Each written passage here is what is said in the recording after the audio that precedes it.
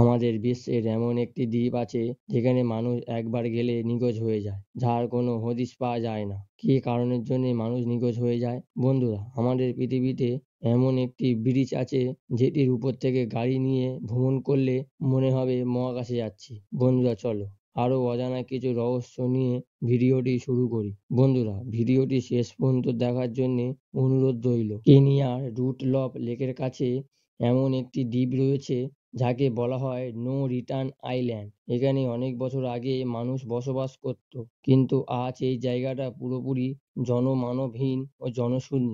বলা হয় এক রাতে হঠাৎ করে এখানে বসবাসকারী সব মানুষ নিখোঁজ হয়ে যায়।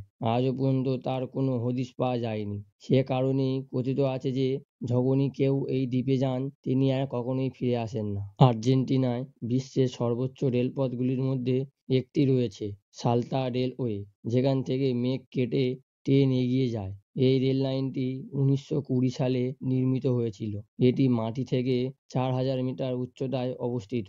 এই পার্সিং ট্রেনটিকে ট্রেন টু দ্য ক্লাউড ও বলা হয়। বিজ্ঞানীরা কি না কি করতে পারেন। জাপানে অবস্থিত একটি সেতু আছে যার নাম এশিমা ওয়াশি ব্রিজ। এটি জাপানের রোলার কোস্টার ব্রিজ নামেও পরিচিত। তবে এর বিশেষ বিষয় হলো আপনি যখন গাড়ি বা বাইকে ভ্রমণ করবেন তখন মনে হবে আপনি আকাশে যাচ্ছেন। বন্ধুরা, আমাদের বিশ্বের বৃহত্তম বাঁধটি চীনে রয়েছে, যার নাম থ্রি গর্জেস ডাম।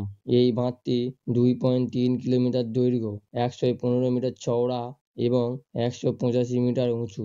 এই বাঁধটি চীনের হুবেই প্রদেশের ইয়াংজি নদীর উপর নির্মিত রয়েছে, যার দৈর্ঘ্য 6000 কিলোমিটার। বন্ধুরা, আমাদের ভিডিওটি ভালো লাগলে আমাদের ছোট্ট আজব পৃথিবী চ্যানেলটিকে একটা সাবস্ক্রাইব করে আমাদের পাশে থাকবে।